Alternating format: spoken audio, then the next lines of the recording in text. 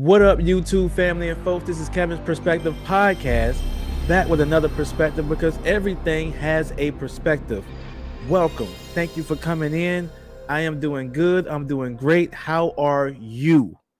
You feel me? First off, shouts to Vocal Vision expressing what it seems to accomplish a dream. That is the team we out here. Okay, getting that out the way. So now let's get down to the nitty gritty. You see the thumbnail, you see the title. Masculinity and femininity. It's a hot topic. Hot pockets out here.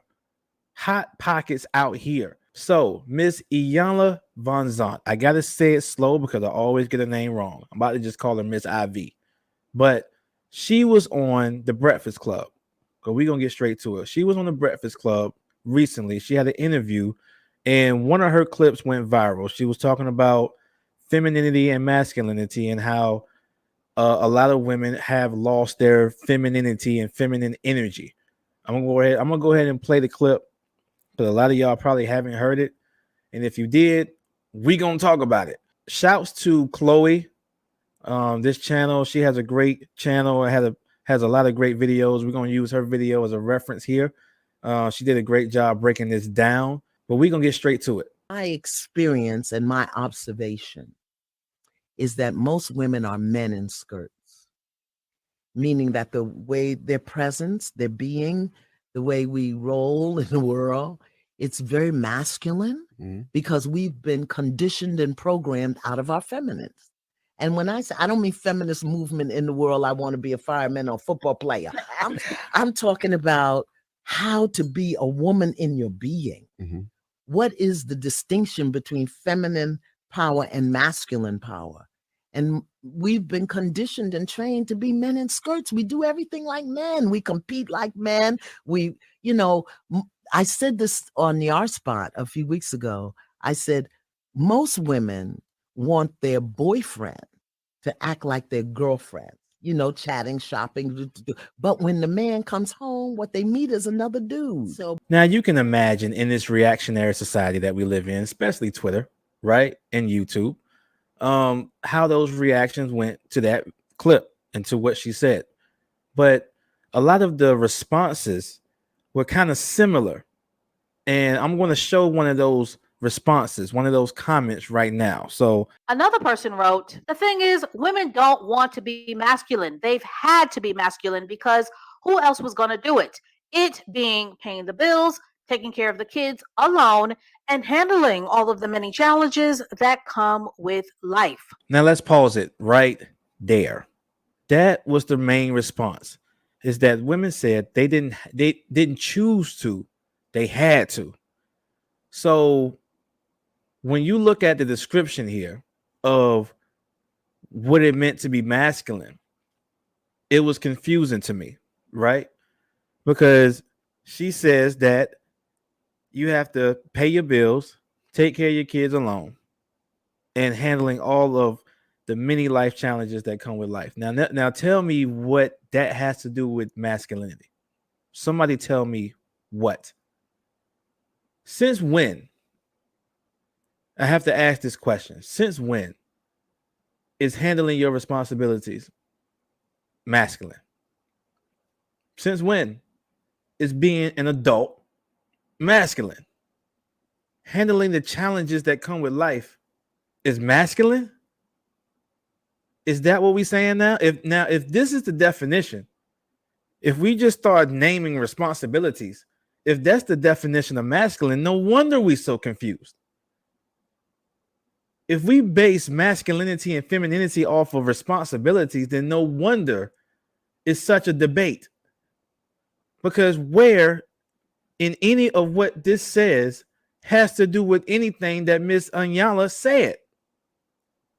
There's nothing about competing. There's nothing about being aggressive. There's nothing about being tough. There's nothing about being a man. All this is about being single and living an independent life. What's masculine? Somebody tell me, what is masculine? I'm trying to know. Show me where the masculinity is. Because if that's what we're doing, If we're gonna sit here and say that you got to take care of yourself as being masculine, then no wonder we have such confusion on the definition of masculinity and femininity. Since we want to say that having to be an adult now is being masculine, then what is independent? You know what? I'm gonna save that independent talk for in a little bit, because that was referenced as far as being an independent woman in society, in this culture of independent woman society.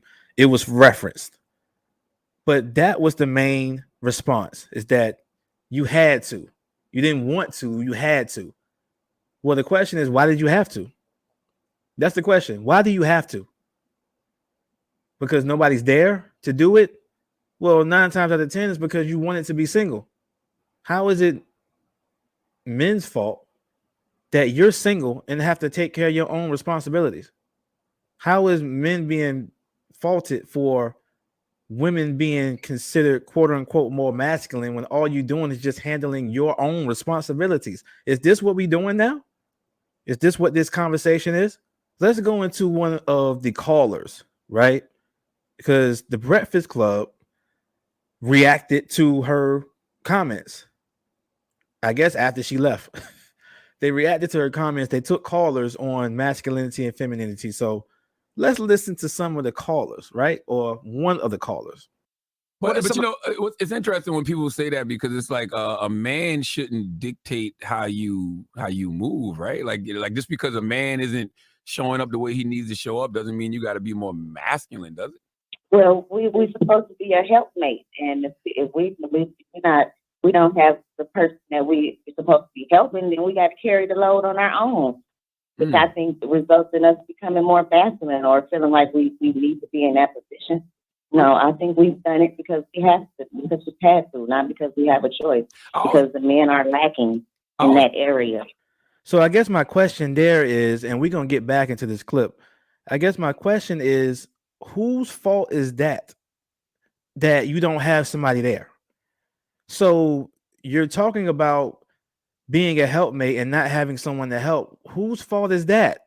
And then say that the men are lacking, but it just sounds like you just lacking a man.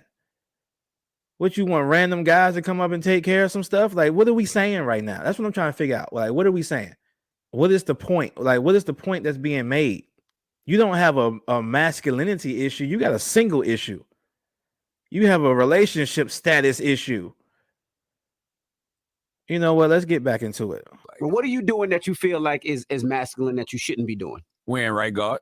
Shut up, man. Taking out the trash. Yeah. Taking out the trash. Yeah. Getting my oil change. Yeah. Taking my car to the car wash. Yeah. Well. Taking my car to get gas. Things like that. That's things like that. So she's saying that masculine and being masculine, her examples were chores and running errands. Now, I understand the masculine connotation to those chores and to those duties that she named. I understand it, but let's be clear.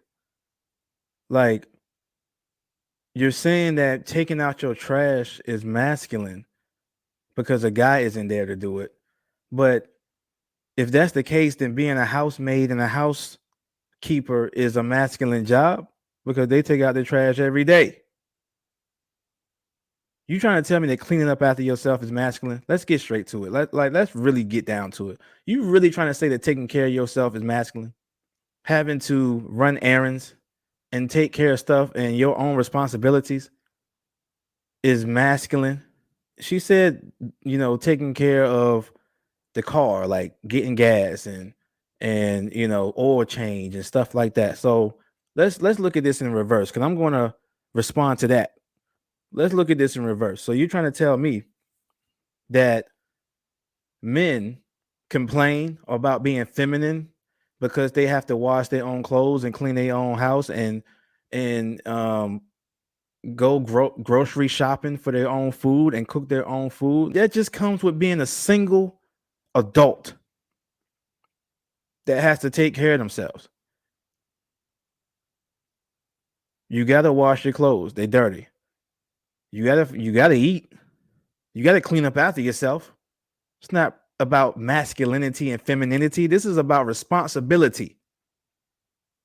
What are we talking about? This is about responsibility. It's not about masculine or feminine. Going to the grocery store and getting food at one point was something that women did. It wasn't even something that men did. Men didn't shop at grocery stores and in the produce section and getting milk. Men didn't even do that at one point. But that's just how society has changed.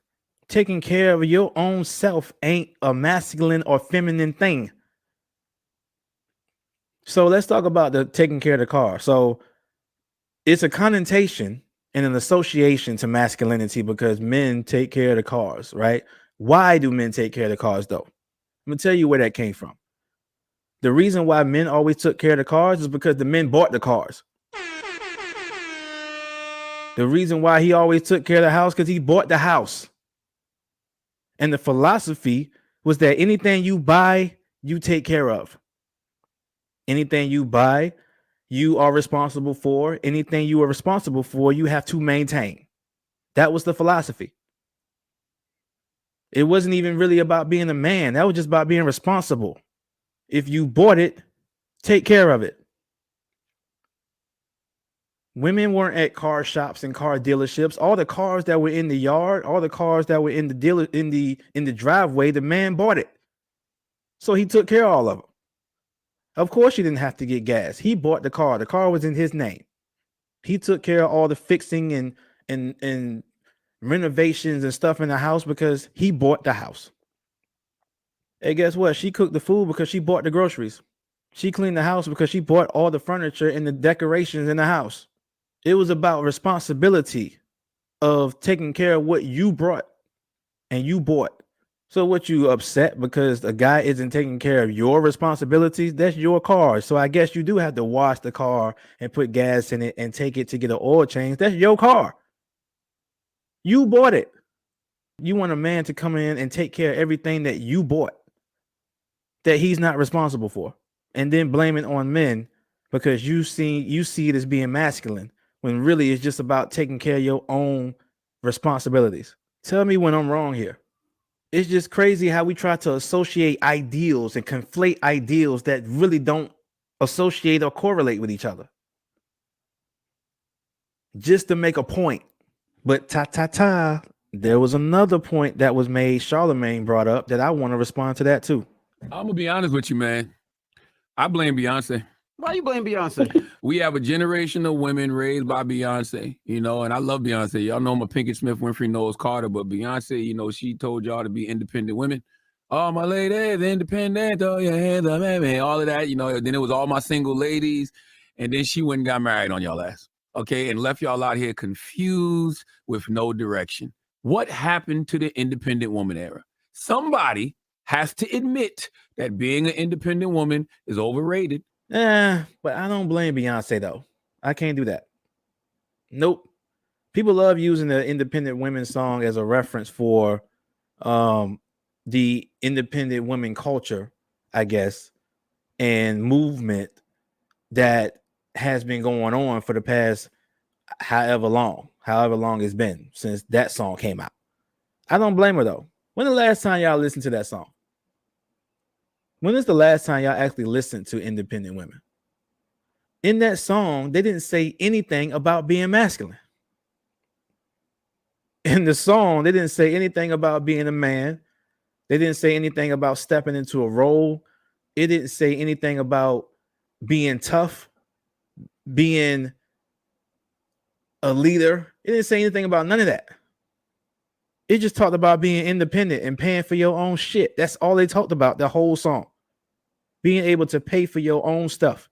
When was the last time y'all listened to that song? Because you got the chorus in your head, the independent woman chorus, but did you listen to the lyrics? She even said, yo, it ain't easy being independent. She said it.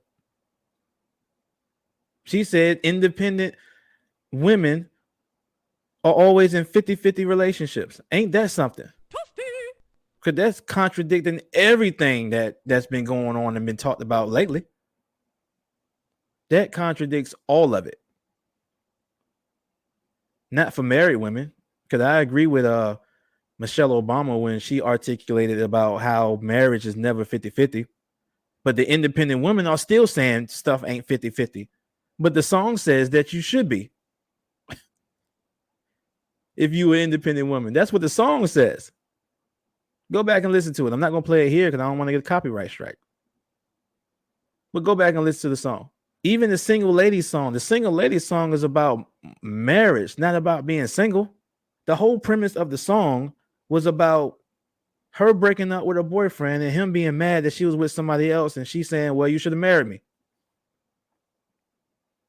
The whole thing is about marriage. It ain't even about being single.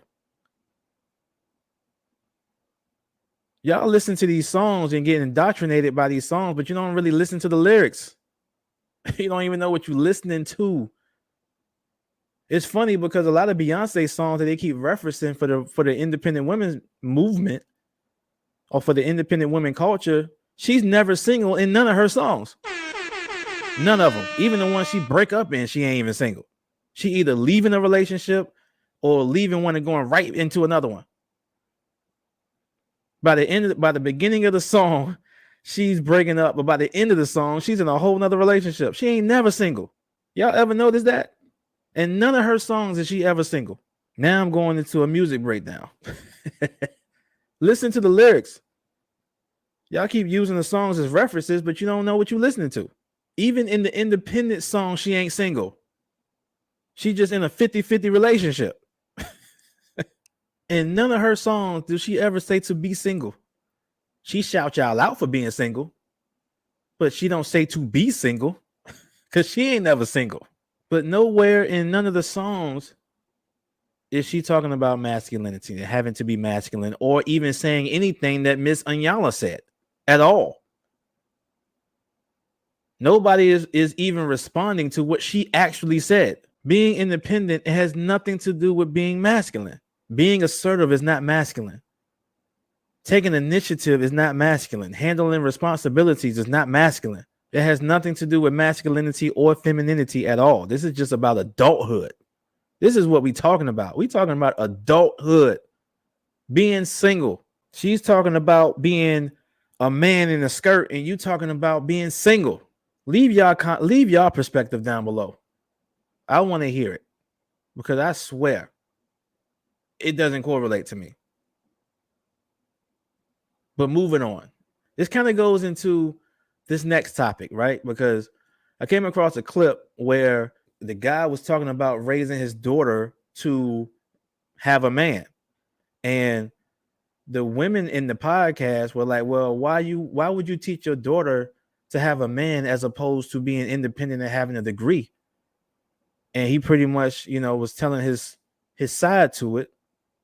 But I have a certain perspective about it, about fatherhood that I want to give, but we're going to get into this clip. What would you guys do? Let me ask you this. Go ahead. You don't have a daughter. I don't know. Do you have I have a daughter. You have a daughter. Yes. But would you tell your daughter, like, hey, I need you to go to school. I need you to get your degree because I don't want you to depend on a man. No. Would you push her to say, hey, be married, do this, do that, like just depend on a man? Me basically? personally, what would you teach your daughter? Me personally, I'm telling my daughter now at 13, the most important thing she can get in life is a good man. More important than your degree, more important than your fucking career, more important than any of that bullshit. Because how many fucking celebrities that you know that's rich, famous, got more money than you gonna ever get in your life, is more beautiful than you ever gonna be in your life, and they're miserable.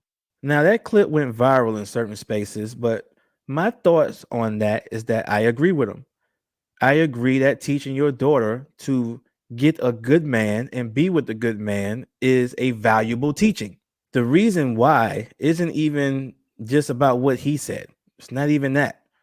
The thing about a father, a good father, is that a good father is a visionary. He has foresight. Not only does he have the insight and the hindsight to learn from, He also has foresight. And when you look at your children, you don't just think about the next 5 to 10 years. You're thinking about the next 50 to 60 years. It's not about what they do after they graduate high school and get in their 20s. It's about who are they going to be and what will they have and be set up for when they're 60. And the thing about with a daughter is that the way to set up your daughter for when she's old and gray is to make sure she has someone to spend the rest of her life with. Because regardless of if she has a degree, see, degrees and careers have expiration dates. You're not going to be able to work forever. It's going to be a time where you can't get up for work. It's going to be a time where you're too old to work. You're too sick to work. You can't move. It's going to be times where you can't do anything. And you're going to wish you had someone there who can take that lead. Because at the end of the day, regardless of how much money you make, he's going to be able to work longer than you because his body is built to. It's going to get to a point where you're not going to be able to do it. You're going to be too weak to do it. You're going to be too sick to do it. You're going to be at a certain point where you can't move and do things the way you used to do it. And you're going to wish you had a man there who can take care of you at that time and to be happy with it. It's about setting her life up for the future, not just the immediate future, her entire future. And then the response is like, well, what if he divorced her? What if she leaves? And what if it doesn't work out? Why are you thinking about the negative? Everything ain't only negative. What if it does work out? If she ends up with the wrong man who is doing something and abusing and whatever, then I did my job wrong because I didn't teach her judgment right and how to make the right choices. And my presence will also be a judgment factor. So it's going to be a higher probability of her picking the right person to be with. A relationship is going to be the most valuable thing that she will have in her life because it's the most valuable thing we all have in our lives. A relationship will make or break you. So yes, I would teach my daughter how to have a husband before I teach her how to get a career. Now, am I going to sit here and say to wait around to get a man? No, it's not that. It's not that. It's not that extreme. People love to go straight to extremities. It's not that extreme. You teach her how to be responsible and how to be a responsible adult to take care of herself, but it has nothing to do with not needing a man. And then truth be told, who says she can't have both? Who says she can't have a great husband and still get her career and degree? But I would much rather her have a great husband who can support her while she's doing it, just in case that doesn't work out. Teaching your children is not just about setting them up to be adults. It's about setting them up for life. When they're 60, 70 years old, your values are still there. Why would I teach her to do what's not working? Hey, obviously, getting your career and degree and everything first before you get a man isn't working. It's not working. Why am I teaching her that? It's not working. Not when it comes to happiness and contentment. It's not working. So how about we do something a little different? How about I teach you to go this way? That way, it may work out differently. We are like insane trying to do the same things over and over and over again. But anyways, man, moving on. Hit that like, share, and subscribe button. If you're still rocking with me, I appreciate it. Let's get into this next topic. So I've been watching a lot of videos, man. I watched a lot of stuff this week, man. There's a lot of conversations that was happening that was pretty interesting, though. I ain't gonna lie, that like people are really talking about some good stuff. So I came across a podcast on Lapeef, right? Lapeef King Talk. You know, shouts to them. They have some good conversations, and they were talking about, you know, how you end up with the wrong person. So they gave their responses. They have some good responses. But for me, it's like 3 reasons. It's way more different reasons, but for me, it's like 3 reasons. Why do we keep ending up with the wrong person?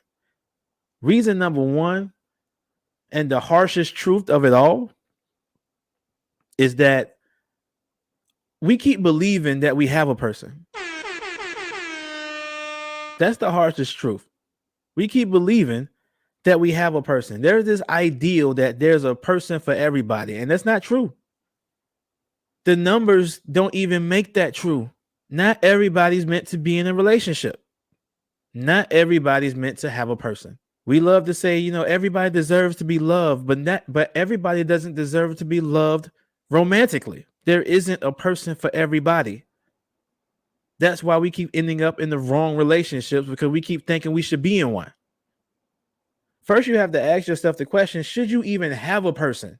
Forget being with the wrong person and the right person. Should you even have a person?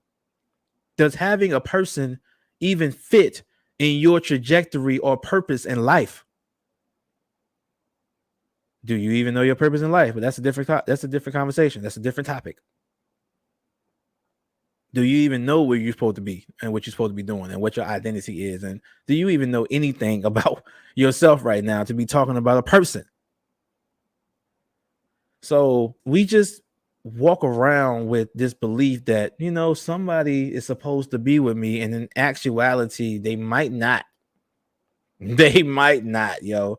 And that's a harsh truth. It kind of goes into my last podcast when I was talking about Erykah Badu and what she was saying about waiting on her king, and all these, you know, these people saying they waiting on somebody, but it's like, what are you waiting for? Are you even supposed to have somebody? Is the question. Are you even meant to be in a relationship? Is the question. So that's number one, man. Number two is that people don't have relational intelligence to know how to compartmentalize people and know why people are even in their lives. Just because you have a connection and a chemistry with somebody, or you're even attracted to them, don't mean you should be with them. It does not mean that y'all should be together. They may have a completely different purpose in your life. Just because certain things are going well don't mean you should force a relationship. Do you know how to even compartmentalize and put people in certain places in your life and know what qualities they have that add value to certain spaces in your life? So we get in relationships with people because the vibe is good and everything feels good, but it might not be a good relationship to be in. To be honest, it might just be a good time and not a long time. That might be that. It doesn't mean to get married. It really doesn't. And that goes into my third point. We don't have patience. We don't take time long enough to develop the relationship to even get to know each other enough to see whether we should be together. You know, we take time to develop everything else in life. We take years to get a degree. We take years saving for a house. We take years developing and trying to build a business and build credit. We take years doing certain stuff. But then when we get to a relationship, we want to be married in a year, in 2 years. It's like, why? What's the rush? We take years with everything else and then get to relationships and dating and want to be like, yeah, I want to get married and have kids in a year, 2 years. And then if it doesn't happen, it ain't meant to be. What? You know, when you think about people who've been married for 20, 30 years, 40 years, and you listen to some of their stories, and it's like they were actually high school sweethearts sometimes. They're like, yeah, they've been together since high school. And you sit and think like, yo, they got married so young. But in actuality, they've been together since 10th grade, 11th grade. They got married when they were 22, but they've been together since sophomore year. And it's funny because a lot of kids be in relationships and be dating longer than adult relationships half the time. You talk about them getting married at 22, they've been together for almost 6 years by that time. That's crazy. So of course they're going to be together. Why wouldn't they be? They just got to learn how to stay together. They just got to learn change and how to adapt in a relationship and in a marriage. But as far as them knowing each other, more than likely they know each other already. They may not know the person that the other person is going to change into, because everything changes after marriage. The people change, the relationship change, the climate change, everything changes. You have to marry marriage and not a person. If you marry a person, you're going to be very disappointed. You have to marry marriage because people change. Your partner is going to change. Now, I'm not saying to be with somebody for 10 years, but I'm saying to be with somebody for some time, though, to at least let it develop. You develop in the relationship. You don't allow the relationship to develop. You got 18-year-olds that have been through more ups and downs in a relationship than older adults. Because the older adults don't want to take time to let things grow. So then they end up with the wrong person.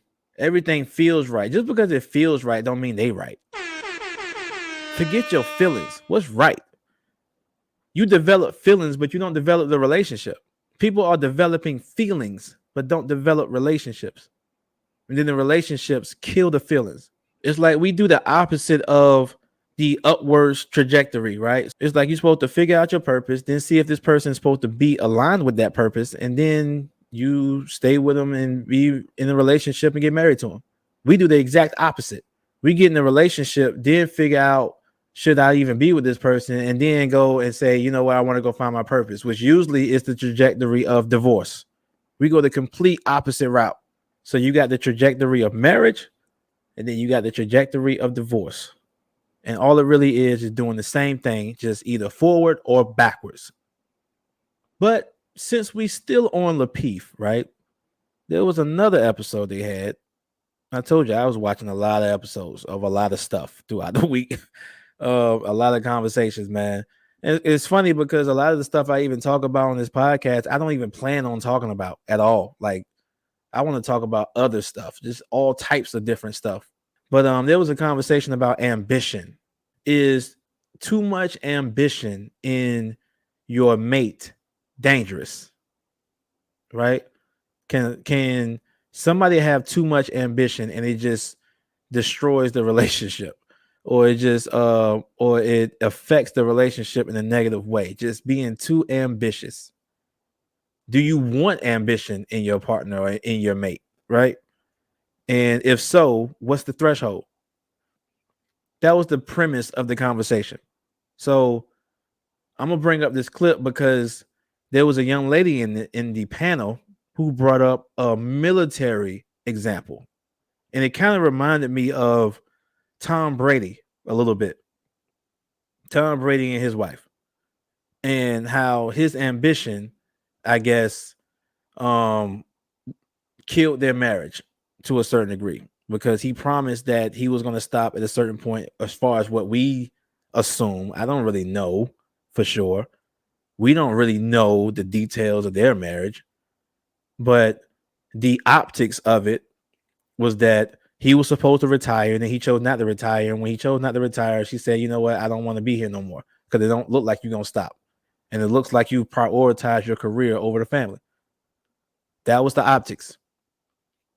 But let's talk about the reality sometimes. I'm going to bring this clip up, and then we're going to talk about the reality. So I feel like in the military, they experience this a lot. Like, they go through the growing phase. They go through the multiple deployments, multiple field exercises, and the wives are there taking care of the house, being patient, waiting for his retirement date. But the thing that I see people break up when they're like, oh, they've been together for years, how could they get divorced, is when it's finally coming to the time where she's waited and he's supposed to retire. And these men take the promotion instead of getting out like they promised their wives they would do. And you have no idea this type of animosity these women have for these men after they have waited and waited and waited, moved and moved and moved, taking care of the kids all through all of your deployments, only for you to come back now and say, well, they offered me this promotion. She don't give a damn. She don't want to hear it. And it's been over 20 years now because you're not getting out. So it's like, once you set that deadline, once you give her that, this is the date, you can't go back on that. So you have to be sure when you decide that I'm going to start slowing down for my family. And a lot of times women will get on board with that, but you can't be changing the date because it's just a letdown. They feel very disappointed. Like, I don't know if you're ever going to get out. I don't know if you're ever going to stop trying to reach the next promotion. They're always going to dangle it in your face. You're going to take it every time. Like, it just makes them feel like you're not really prioritizing ever being a family man, which is what they signed up for. So, like, here's the thing. So let's talk about that example in that situation, because there's a certain side to it sometimes that isn't being talked about. So let's set it up. Say, for example, he said he was about to be out in 20 years. So this is year 15 now. We're in year 15. In 5 years, he's going to retire. Then what happens? Sometimes this happens. He plans to retire in 5 years, and then his wife comes and says, you know what? Maybe we should get a bigger house. Maybe we should start thinking about the kids going to this college instead of that college. You know, do you think about getting the kids a car for graduation? Do you think about, maybe we just need another car? What you think about starting a business when you retire? Maybe we should renovate the home. Maybe we should do such a. She keeps bringing up all this stuff, right? And he's internalizing it to where he says, well, if we're going to do all this, we need money. It's not like you naming stuff that don't cost anything. Here we are in year 15, and now you keep bringing up all this stuff to pay for that costs more money. So you know what he does? He starts to think about getting more money. You're upset with him. So by the time he gets to year 20, and he's supposed to retire, he said, you know what? I can't retire because I have this stuff to pay for now. Here we are.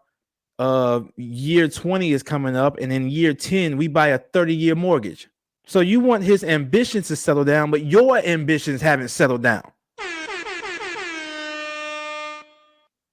You want his ambitions to settle down, but your ambitions haven't settled down. So he says, well, I have to pay for this stuff. Of course, I wanted to retire, but I have to pay this house off. I have to pay these cars off. I have to pay this off. I have to pay this bill off. We didn't even have this before, but we got it now. And who's going to pay for it? Me. Not only has he decided that he has to keep working, but he takes the promotion because maybe it might have been a situation where you either take the promotion or you lose your job. Hey, you either move up or move out or step down. And he takes the promotion. Now, what are you going to say if he stepped down and came to you and said, you know what?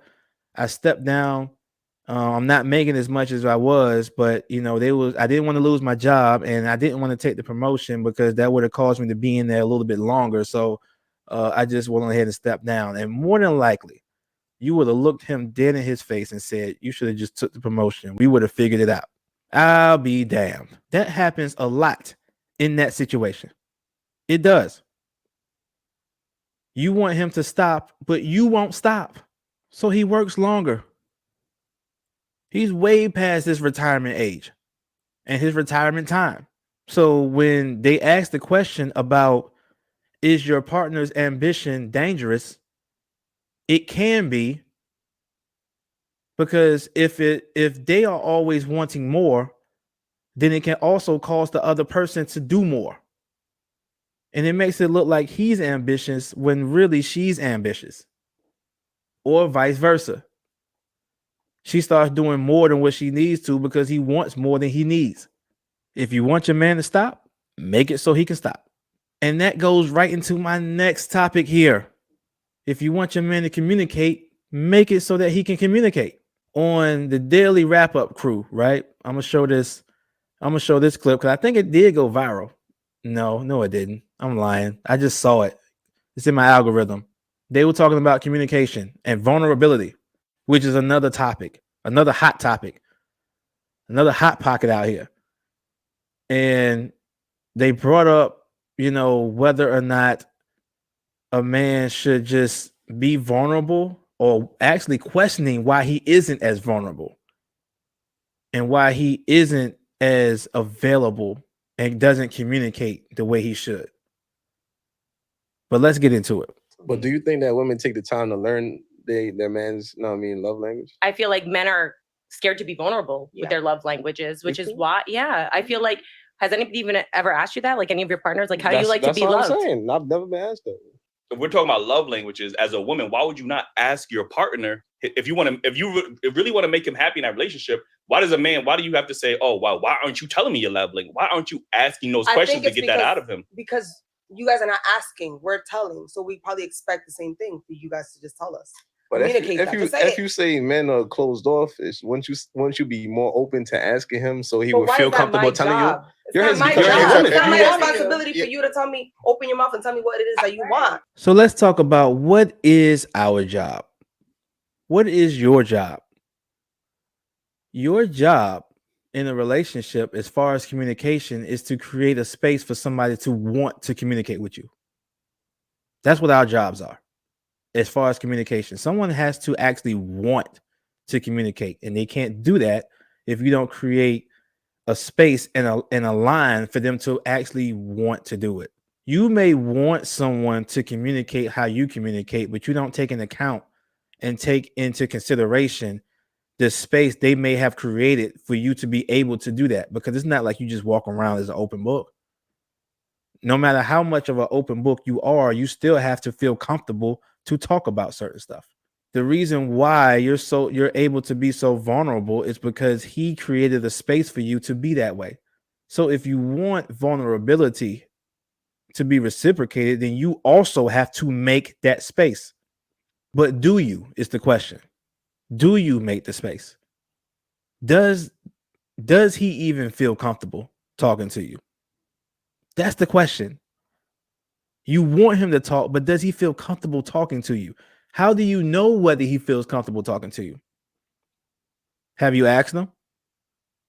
Or do you just assume because you're comfortable? Do you just assume because you're comfortable that he's comfortable?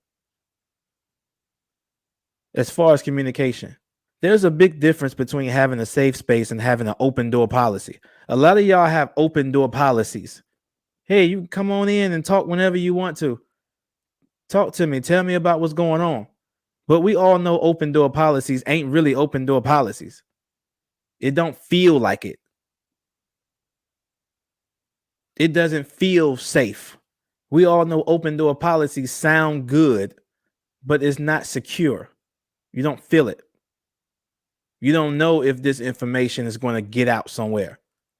Or you don't know if you're not going to be judged when you talk about it. Or you don't know whether it's not going to be thrown back in your face. There's like two environments of vulnerability that's happening in the communication. So you have one person who's talking from the comfort of their home, and you have another person that's talking from a phone booth. It doesn't feel the same. The security isn't the same. So you don't want to really be vulnerable. So the other person is supposed to make a space for you to be able to be vulnerable. That's what we're supposed to do. That's communication. Yo, just talk how I talk. Well, people aren't you. Everybody ain't you. You can't go in expecting people to do what you do, especially if you don't realize why you're even able to do it. It kind of goes over your head how comfortable you are. Sometimes we walk in somewhere and we take for granted how comfortable an environment makes us. If you want your man to be comfortable and being vulnerable with you, then create the space for him to do it. You can't assume that because he created the space for you, that he created the space for both of y'all. He made it for you, but you still got to make it for him. Can he talk to you and be honest with you without feeling like he's going to be judged and treated differently and seen differently? If we're talking about vulnerability, can he even say anything to you without feeling like somebody else is going to know? Because honestly, he see how you pillow talk with him about your best friend, even though your best friend talked to you in confidence. He like, damn, when you talk about that, you probably gonna talk to somebody else about me. Why does your mama know about me? Why does your sister know about me? Why does your best friend know about me? Why do your coworkers know? Sometimes he just don't trust you. That's how I see it. Sounds simple to me. Sounds logical to me. But that's all I got. That's all I got, man. Y'all leave y'all perspective down below. Like, share, and subscribe to the channel. Thank y'all for watching. Peace out.